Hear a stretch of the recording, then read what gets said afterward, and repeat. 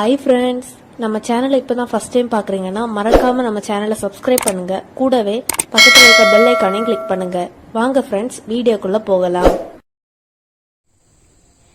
Hi friends, நம்ம இந்த வீடியோவில் ஒரு தீபாவளி ஸ்வீட் தான் எப்படி பண்ணுறேன்னு பார்க்க போகிறோம்.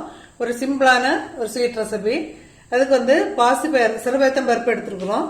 அது ஒரு கப் மெஷரிங் கப்புக்கு ஒரு கப் எடுத்துருக்குறேன். நீங்கள் எந்த அளவு வேணாலும் எடுத்துக்கலாம். இப்போ சிறுபயத்தம் பருப்பை நல்லா 2 தண்ணி வாஷ் பண்ணிட்டு கொஞ்ச நேரம் வடிகட்டியில் வச்சு தண்ணியை வடிய வச்சுட்டு அப்புறம் ஒரு துணியில் நம்ம ஃபேன் காற்றுக்கு கீழே ஒரு வெயில் டைம்லலாம் கொஞ்சம் கம்மியாக டைம் போதும். அப்படி இல்லை மழை சீசன்லலாம் கொஞ்சம் டைம் கூட எடுத்துக்கோங்க. அது நம்ம இப்படி கையில் இப்படி எடுத்து பார்த்தோம் அப்படின்னு சொன்னால் கையில் ஒட்டாத அளவுக்கு இருக்கணும். இந்த அளவு போதும் காய்ச்சது. நம்ம வறுத்து தான் எடுக்க போகிறோம், அதனால ஒன்றும் பிரச்சனை இல்லை. இனி இப்போ இதை ட்ரை ரோஸ்ட் பண்ணிடலாம். நம்ம இதில் நெய் எதுவுமே சேர்க்கல, வெறுமா தான் வறுத்து எடுக்க போகிறேன். ரொம்ப கருப்பு கலர் ஆயிடக்கூடாது, கரிஞ்சிடக்கூடாது. மீடியம் ஃப்ளேம் டு சிம்மில் மாற்றி மாற்றி வச்சு ஒரு 4லேருந்து 5 நிமிஷம் நம்ம வறுத்து எடுத்துடலாம். ஒரு லைட்டாக ஒரு கலர் சேஞ்ச் ஆகணும், ஆனால் கரிஞ்சிடக்கூடாது. நல்ல வாசனையும் வர நம்ம வறுபட்டோடனே கரெக்டாக தெரியும். இப்போ ஒரு 2லேருந்து 3 நிமிஷம் வெயிட் பண்ணலாம். இப்போ நம்ம பருப்பு ஒரு 3 நிமிஷம் நல்லா வறுத்துருக்கோம். இங்கே பாருங்கள், கலர் சேஞ்ச் ஆகிடக்கூடாது, ஆனால் நல்ல வாசனை வர டைம் ஆகிட்டு. நீங்கள் மீடியம் ஸ்லோ அப்படின்ட்டு மாற்றி மாற்றி ஃப்ளேமை வச்சுக்கோங்க. ஹையில் வைக்க வேண்டாம், பிகினர்ஸ்க்காக தான் சொல்கிறேன். இனி இப்போ இது கூடவே நம்ம ஒரு 1/4 கப்பு மெஷரிங் கப்புக்கு தான் நான் எல்லாமே எடுத்ததுனால மெஷரிங் கப்புலேயே எடுத்துருக்கிறேன். நீங்கள் சாதாரண எந்த வீட்டில் இருக்க பாத்திரத்துலாம் எடுத்துக்கலாம். இப்போ 1 கப்பு சிறுபயத்தம் பருப்புக்கு 1/4 கப்பு பொட்டுக்கடலை எடுத்துருக்கிறேன். இப்போ இதையுமே இதில் சேர்த்து இப்போ 2ஐயும் சேர்த்து 1 நிமிஷம் நம்ம ஸ்லோ ஃப்ளேமில் வச்சு வறுத்து எடுத்துடலாம். இப்போ பொட்டுக்கடலையும் சேர்த்து நம்ம 1 நிமிஷம் வறுத்து எடுத்தாச்சு. இப்போ இது 2ஐயுமே சேர்த்து நம்ம ஒரு அகலமான பாத்திரத்தில் தட்டி மாற்றிடலாம். அது ஃபுல்லாகவே இருந்து ஆறட்டும். இப்போ இதுக்கு கூட ஒரு 3 ஏலக்காயும் சேர்த்து நம்ம பொடி பண்ணி எடுத்துடலாம்.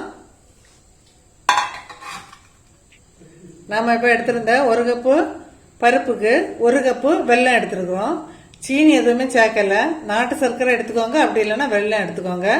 அதுக்கு ஒரு 2 அல்லது 3 ஸ்பூன் தண்ணி சேர்த்து நம்ம இப்போ காய்ச்சி எடுத்துடலாம். ரொம்ப தண்ணி சேர்க்க வேண்டாம். வெல்லம் இப்போ நல்லா கரைஞ்சிட்டு, வெல்லம் கரைஞ்சப்புறம் ஒரு 2லேருந்து ஒரு 3 நிமிஷம் வரைக்கும் நல்லா கொதிச்சு கொஞ்சம் திக்காகிற வரைக்கும், பதம் ஒன்றும் பார்க்க வேண்டாம், கொஞ்சம் இதை மாதிரி நல்ல நுர பொங்கி நல்லா கொஞ்சம் திக்காகிற வரைக்கும் ஒரு 3 நிமிஷம் போதும், அதுக்கு மேலே வேண்டாம். அந்த அளவு நம்ம காய்ச்சிட்டு ஸ்டவ் ஆஃப் பண்ணிடலாம். இதுவும் கொஞ்சம் ஆறட்டும். நம்ம வறுத்து வச்சிருந்த பருப்பும் கொஞ்சம் ஆறினப்புறம் பொடிச்சு நம்ம இப்போ இதுலேயே சீனி சேர்த்து கூட நம்ம செய்யலாம். ஆனால் ஒயிட் சுகரை விட வெல்லம் அல்லது நாட்டு சர்க்கரை சேர்த்திங்க அப்படின்னா கொஞ்சம் ஹெல்த்துக்கும் நல்லது. பிள்ளைங்களுக்கும் தாராளமாக டெய்லி ஈவினிங் ஸ்நாக்ஸ் போல் ஒரு உருண்டை கொடுக்கலாம், ரொம்பவே நல்லது. ஏன்னா சிறுபயத்தம் பருப்பில் தான் செய்திருக்கிறோம் நம்ம. இனி இப்போ இதை ஸ்டவ் ஆஃப் பண்ணிடலாம், கொஞ்சம் ஆறட்டும். அதுக்கப்புறம் மாவை பிடிச்சிட்டு பார்க்கலாம். நம்ம இப்போ ஆற வச்சிருந்த பருப்பு ரெடி ஆயிட்டு. இப்போ இதை நல்லா நைஸாக பொடிச்சு எடுத்துட்டு வந்துடலாம். இப்போ பாருங்க, நல்லா சாஃப்டா இதே மாதிரி நல்லா நைஸாக பொடிச்சு எடுத்துக்கோங்க. இப்போ ஸ்டவ் ஆன் பண்ணி நான் பருப்பு வறுத்த அதே கடாய் தான் வச்சிருக்கேன். இப்போ இதில் ஒரு 2லேருந்து 3 ஸ்பூன் நெய் சேர்த்துக்கலாம். நெய் நம்ம ஸ்வீட்டுக்கு கொஞ்சம் நெய் சேர்த்தோம் அப்படின்னு சொன்னால் கொஞ்சம் ஃப்ளேவரும் டேஸ்ட்டும் நல்லா இருக்கும். இப்போ நெய் சேர்க்காட்டி கூட பரவாயில்ல. இப்போ நெய்யும் கொஞ்சமாக நட்ஸும் இதில் சேர்க்க போகிறோம். நம்ம இது அவங்கவுங்க விருப்பம் தான், தேவையில்லை அப்படின்னா ஸ்கிப் பண்ணிக்கோங்க. இப்போ கொஞ்சமாக நட்ஸை இதில் வறுத்து எடுத்துடலாம். இப்போ நட்ஸ் நல்லா வரப்பட்டுச்சு. இந்த டைமில் தனியாக எடுத்துடலாம். நம்ம இப்போ ஸ்டவ் ஆஃப் பண்ணிட்டு இந்த கடாயில் நம்ம பொடிச்சு வச்சிருந்த பருப்பை சேர்க்க போகிறோம். அதில் ஏற்கனவே கொஞ்சம் நெய் இருக்குது, அது கூட சேர்த்து நம்ம மிக்ஸ் பண்ணி எடுக்க போகிறோம். நல்லா அந்த நெய்யோட சேர்த்து ஃபர்ஸ்ட் லேஸாக மிக்ஸ் பண்ணி எடுத்துடலாம்.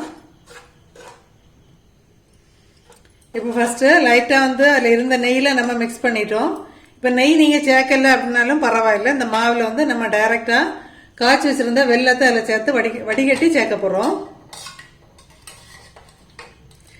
நீங்கள் வந்து ஃபஸ்ட்டே அவ்வளோ வெல்லத்தையும் ஊற்றிட வேண்டாம், கொஞ்சம் கொஞ்சமாக சேர்த்து மிக்ஸ் பண்ணி பார்த்துக்கோங்க. தேவையான அளவுக்கு சேர்த்தா போதும்.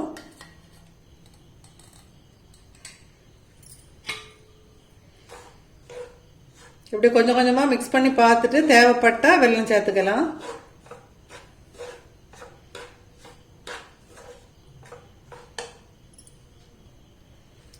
இப்போ நம்ம வெல்லம் சேர்த்து ஃபுல்லாகவே மிக்ஸ் பண்ணிட்டோம். இங்கே பாருங்கள், ஃபுல்லாக மாவுமே வந்து நல்லா மிக்ஸ் ஆகிட்டு இப்போ வந்து கொஞ்சம் அந்த வெல்லம் வந்து நமக்கு சூடு ஆறல, கொஞ்சம் ஒரு 5 நிமிஷம் வெயிட் பண்ணிவிட்டு உருட்டலாம்.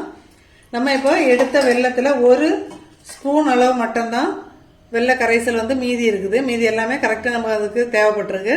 அதனால் இதே அளவில் எடுத்தீங்க அப்படின்னு சொன்னால் உங்களுக்கு வந்து கரெக்டான அளவாக இருக்கும். இப்போ ஒரு 5 நிமிஷம் வெயிட் பண்ணலாம், கொஞ்சம் அந்த சூடு ஆறட்டும். ஆறினப்புறம் நம்ம உருண்டை பிடிக்கலாம். இப்போ நம்ம மிக்ஸ் பண்ணி வச்சுருந்தது கை பொறுக்க சூடு அளவுக்கு ஆயிருக்கு. இந்த டைமில் வந்து நம்ம வந்து உருண்டை பிடிச்சிடலாம். உருண்டை பிடிக்கும்போது கையில் ஒரு சொட்டு இதை போல் நெய் வேணும்னா விருப்பப்பட்டவங்க தடவிக்கோங்க. அப்படி இல்லாட்டாலும் நமக்கு உருண்டை பிடிக்கி நிற்கும். இதை மாதிரி மீடியம் சைஸில் வந்து நம்ம உருண்டை பிடிச்சிக்கலாம். நான் வந்து இந்த வீடியோக்காக அந்த நட்ஸை வந்து உள்ளே சேர்த்து வந்து மிக்ஸ் பண்ணலை. நீங்கள் சேர்த்து மிக்ஸ் பண்ணுறேன்னா பண்ணிக்கோங்க. நான் அதில் உருண்டையில் மேலே தெரிகிற மாதிரி விட்டுறதுக்காக நட்ஸை வந்து தனியாக வச்சுருக்கிறேன்.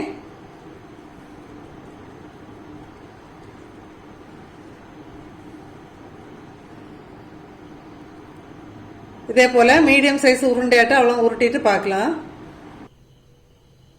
நாம் எடுத்துருந்த 1 கப்பு மெஷரிங் கப்பு அளவுக்கு ஒரு 15 லட்டு தான் வந்திருக்குது. உங்களுக்கு எந்த அளவு தேவையோ அந்த அளவுக்கு நீங்கள் செய்துக்கோங்க. இது வந்து சிம்பிளாக நம்ம தீபாவளிக்கு செய்திருக்க ஸ்வீட்டு. இது வந்து ஒரு 10லேருந்து 15 நாள் தாராளமாக ஃப்ரிட்ஜில் எதுவுமே வைக்காமல் நம்ம வந்து வெளியே வச்சு சாப்பிடலாம். ஓகே ஃப்ரெண்ட்ஸ், இதே மெத்தடில் ட்ரை பண்ணி பார்த்துட்டு மறக்காமல் கமெண்ட் பண்ணுங்கள்.